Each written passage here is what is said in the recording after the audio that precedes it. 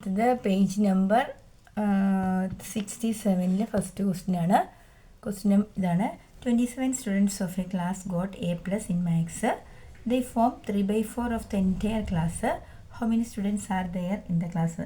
How many students are there in the class എന്ന് വെച്ചാൽ ആ ക്ലാസ്സിലുള്ള ആകെ കുട്ടികൾ എന്ന് പറയുമ്പോൾ നമ്മൾ എപ്പോഴും എന്ത് ചെയ്യണം? വലിയ നമ്പർ മുകളിൽ വരണമെന്ന് ചിന്തിച്ചോണം കേട്ടോ. ഇപ്പോൾ എന്താ ക്വസ്റ്റ്യൻ്റെ അർത്ഥം? ഒരു ക്ലാസ്സിലെ 27 കുട്ടികൾക്ക് മാത്സിന് A+ കിട്ടി. ആ കുട്ടികളുടെ എണ്ണം എന്താണ്? ആ ക്ലാസ്സിലെ 3/4 ഭാഗമേ വരുന്നുള്ളൂ. അങ്ങനെയാണെങ്കിൽ ആകെ കുട്ടികൾ എത്ര എന്നാണ് ചോദ്യം.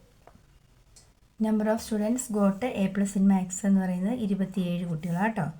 കണക്കിന് A+ നേടിയ കുട്ടികൾ 27 ആ ക്ലാസ്സിലെ മുഴുവൻ കുട്ടികളല്ല, മുഴുവൻ കുട്ടികളുടെ 3/4 ഭാഗമാണ് 27 കുട്ടികൾ എന്ന് പറയുന്നത്. ഓക്കെ, 3/4 ഓഫ് ടോട്ടൽ സ്റ്റുഡൻസ് ആണ് എന്ത്? 27. ആകെ കുട്ടികളുടെ 3/4 ഭാഗം എന്ന് പറയുന്നതാണ് 27 കുട്ടികൾ. അപ്പോൾ ആകെ കുട്ടികളെ ടോട്ടൽ സ്റ്റുഡൻസിനെ കണ്ടുപിടിക്കുന്നത് എങ്ങനെയാണ്? Total students is equal to അതിൻ്റെ റെസിപ്രോക്കൽ കൊണ്ട് മൾട്ടിപ്ലൈ ചെയ്ത് ആകെ കുട്ടികൾ കണ്ടുപിടിക്കാൻ, ആകെ കുട്ടികൾ മൊത്തം കണ്ടുപിടിക്കാൻ നമ്മൾ എന്ത് ചെയ്യണം? ഈ വലിയ നമ്പർ മുകളിലേക്ക്, അതായത് ഇതിനെ നമ്മൾ അങ്ങോട്ട് കൊണ്ടുപോയി മൾട്ടിപ്ലൈ ചെയ്യാമെന്ന് പറയും കേട്ടോ. റെസിപ്രോക്കൽ കൊണ്ട് മൾട്ടിപ്ലൈ ചെയ്യുക. പാഠത്തിൻ്റെ പേര് തന്നെ റെസിപ്രോക്കൽ എന്നല്ലേ. സോ 27 × 4/3. ഇത് കട്ട് ചെയ്യാലോ. 3 9s are 27, 9 4s are 36. ആകെ ആ ക്ലാസ്സിലുണ്ടായിരുന്ന കുട്ടികളുടെ എണ്ണം 36 കുട്ടികളാണ്. 3/4 of a vessel hold 1/2 liters of water.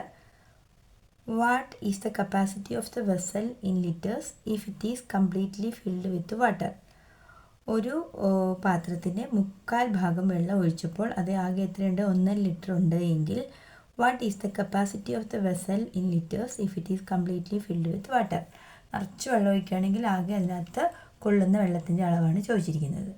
ഇത് മാത്തമാറ്റിക്കലി ചെയ്യുന്നതിന് മുമ്പ് ടീച്ചർ അതിൻ്റെ ഒരു ഔട്ട്ലൈൻ നിങ്ങൾക്ക് തരാം. അതായത് ഒരു കുപ്പി ഇവിടെ ഉണ്ട്. ആ കുപ്പീന് 3/4 എന്ന് വെച്ചാൽ തന്നെ കുപ്പിയിലെ വെള്ളത്തിനല്ല, കുപ്പിയുടെ അളവിന് ഞാൻ 4 ഈക്വൽ പാർട്ടാക്കി കട്ട് ചെയ്യുന്നു. 1 2 3 4 പാർട്ടാക്കി കട്ട് ചെയ്തതിൽ 3/4 ഭാഗം, 3/4 എന്ന് വെച്ചാൽ എന്താ?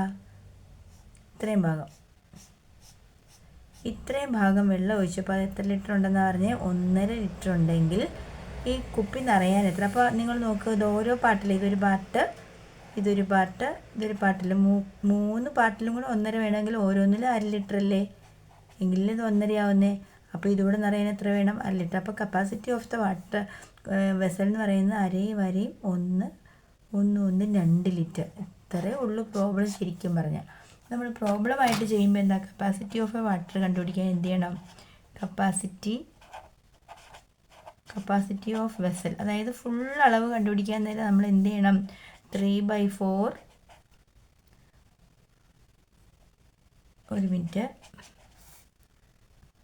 3/4 ഓഫ് വെസൽ അല്ലെങ്കിൽ പാത്രത്തിൻ്റെ 3/4 ഭാഗത്ത് കൊള്ളുന്ന വെള്ളത്തിൻ്റെ അളവെന്ന് പറയുന്നത് എത്രയാണ്? 1.5 ലിറ്റർ ആണല്ലോ. അപ്പോൾ നമ്മൾ ഈ 1.5 എന്ത് ചെയ്യണം? അതിനായിട്ട് ഞാൻ പെട്ടെന്ന് കട്ട് ചെയ്തത്. ഞാൻ ഈ മിക്സഡ് ഫ്രാക്ഷൻ നമ്മൾ എന്താക്കണം? ഫ്രാക്ഷൻ. സോ 1 × 2 + 1 3/2 എന്ന് വരും. അപ്പം 3/4 ഓഫ് വെസലാണ് എന്ത്? 3/2. അപ്പോൾ കപ്പാസിറ്റി ഓഫ് വെസൽ കണ്ടുപിടിക്കാൻ എന്ത് ചെയ്യണം? കപ്പാസിറ്റി ഓഫ് വെസൽ അല്ലെങ്കിൽ ആകെ പാത്രത്തിൻ്റെ അളവ്, പാത്രത്തിൽ ഉൾക്കൊള്ളുന്ന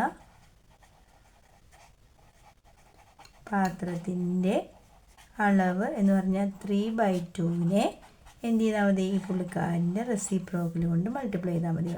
4/3. സോ 3 3 കട്ടാവും, 2 4 കട്ടാവും. Answer 2 litre. ഓക്കെ, ഇത്രയേ ഉള്ളൂ.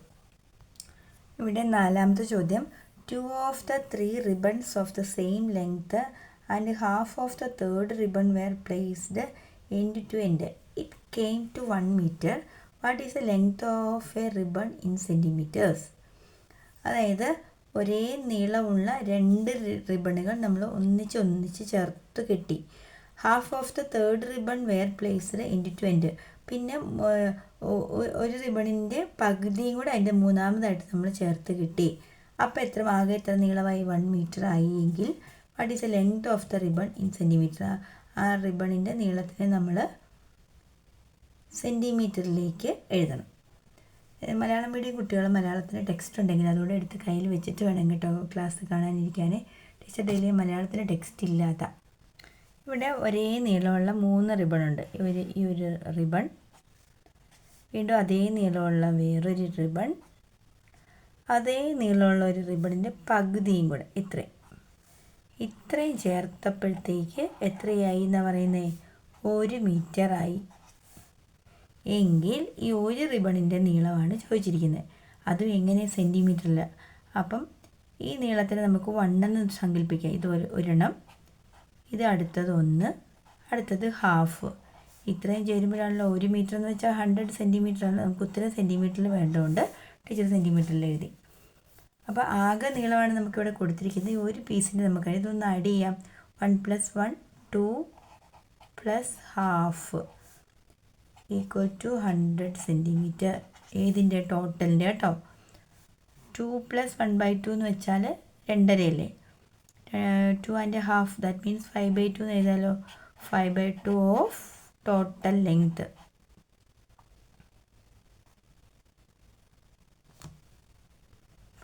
ഓഫ് എ പീസസ് കൊടുക്കാവേ.